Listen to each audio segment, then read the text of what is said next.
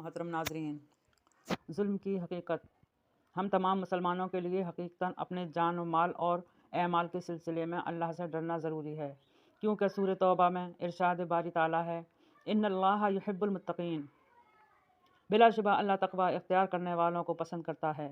اس لیے ہم کو ظلم کی تمام اقسام سے گریز کرنا لازمی ہے، کیونکہ دنیا اور آخرت میں ظالمین شدید اور بدترین عذاب کے مستحق ہیں۔ ظلم کی 3 قسمیں ہیں: شرک، بندے کا اپنے بھائیوں پر ظلم، بندے کا اپنے نفس پر ظلم۔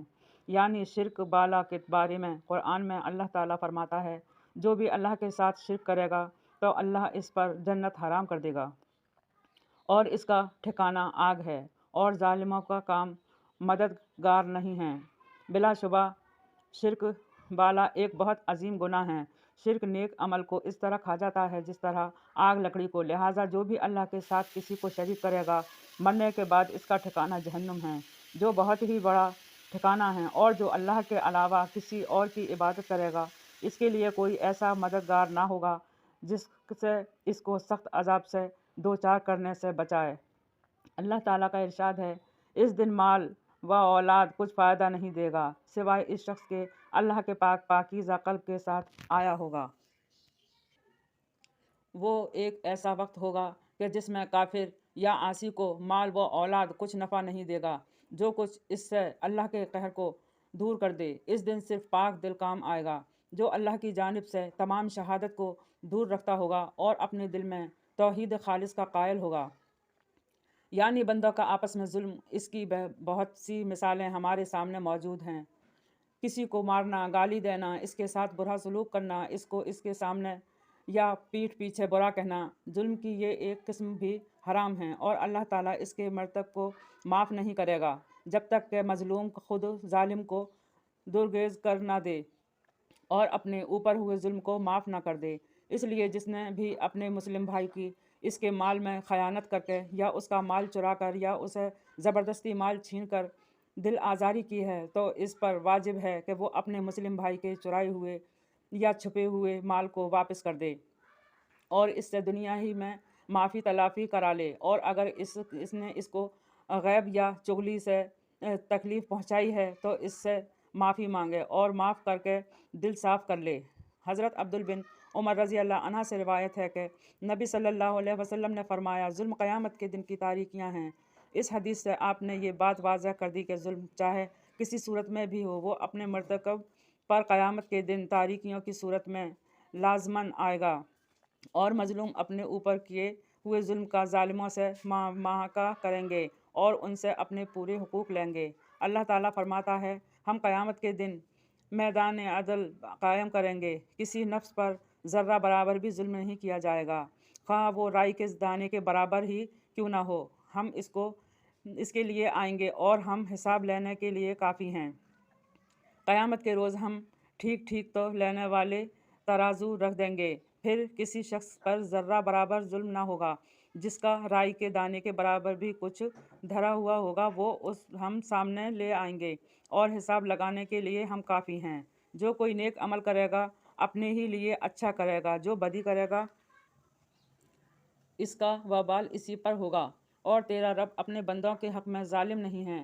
اللہ تعالیٰ نے ظالموں کو انجام واضح کرتے ہوئے ارشاد فرمایا ہے، یہ ان کے گھر ہیں جس میں وہ اپنے عمل کے نتیجے میں اوندھے پڑے ہوں گے، اور اس میں علم رکھنے والی قوم کے لیے نشانیاں ہیں۔ یہ گزشتہ قوموں کے ویران اجڑے ہوئے مکانات ہیں جو زبان حال سے اپنی ویرانی کی کہانی بیان کر رہے ہیں۔ ان میں سے بعض قوموں کو اللہ تعالیٰ نے ان کی سرکشی اور نافرمانی کی وجہ سے ہلاک کر دیا، اور کچھ کو ان کے شرک کی وجہ سے تباہ و برباد کر دیا۔ قوم سمود کی تباہی و بربادی کی داستان مکہ میں کے لیے درس عبرت ہے۔ آج گھروں کے بگاڑ کا سبب ظلم ہے، خواہ وہ شوہر کا بیوی پر ظلم ہو یا بیوی کا شوہر پر ظلم ہو یا انسان کا اپنے بھائی پر ظلم ہو۔ ظلم جس شکل میں بھی ہو وہ تباہی و بربادی ہے، وہ خاندانوں کے چین و سکون، امن و آتشی کو رنج و غم، حزن و ملال، باز و حسد، عداوت میں، دشمنی میں تبدیل کر دیتا ہے۔ اللہ تعالیٰ فرماتا ہے، اور تم اللہ تعالیٰ کو ظالمین کے اعمال سے غافل مت سمجھو۔ اللہ تعالیٰ انہیں اس دن کے لیے مہلت دے رہا ہے جس میں آنکھیں چکا چوندھ ہو جائیں گی۔ یہ آیت کریمہ ہر کافر ظالم کے لیے عام ہیں۔ اس میں ظالم کے لیے دھمکی ہے اور مظلوم کے لیے تسلی و تسکین۔ اللہ تعالیٰ اس آیت میں محمد صلی اللہ علیہ وسلم کو بظاہر خطاب کر رہا ہے، لیکن در حقیقت اس میں پوری امت کو خطاب ہے، تاکہ یہ نہ سمجھ بیٹھے کہ اللہ مشرکین کے اعمال سے غافل ہے۔ وہ ان کی سزا کو ایسے دن کے لیے ٹال رہا ہے جس میں مخلوق کی آنکھیں چکا چوندھ ہو جائیں گی۔ آنکھیں چکا چوندھ ہونے کے معنی یہ ہیں کہ شدت حیرت و خوف کی وجہ سے انسان کی پلک نہیں جھپکیں گی۔ یہ وہی ظالمین ہیں جو کہ سرکشی و ظلم میں حد سے گزر گئے۔ انہوں نے اللہ تعالیٰ کو بھلا دیا تو اللہ تعالیٰ انہیں دنیا و آخرت میں بھلا دیا۔ وہ ظالمین کے افعال سے غافل نہیں ہیں۔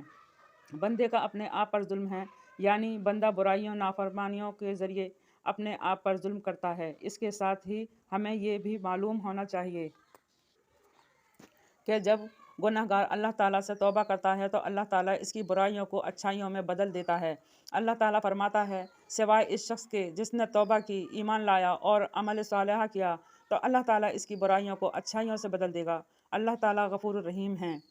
تو جس شخص نے اللہ تعالیٰ کی اطاعت و فرما برداری اختیار کر لی اور محمد صلی اللہ علیہ وسلم جس دعوت کو لائے ہیں، اس کی تقدیر جس چیز کا اللہ تعالیٰ نے حکم دیا اس کو کیا ہے اور جس چیز سے منع کیا ہے اسے رک گیا، تو ایسے ہی لوگوں کے برے اعمال کو اللہ اچھائیوں سے بدل دے گا۔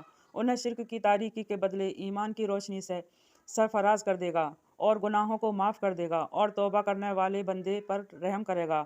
وہ ہر چیز پر قادر ہے، اسی کے ہاتھوں میں بادشاہت ہے اور اسی کے سپرد حساب و انجام ہیں۔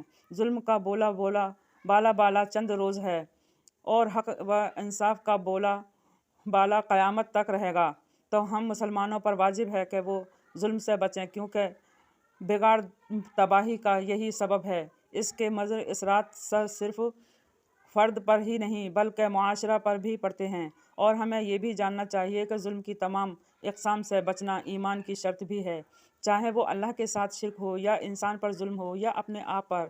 ان تمام سے بچنا لازمی ہے، کیونکہ اللہ ظلم کرنے والوں کو عزیز نہیں رکھتا۔ بے شک۔ آمین ثم آمین۔ السلام علیکم۔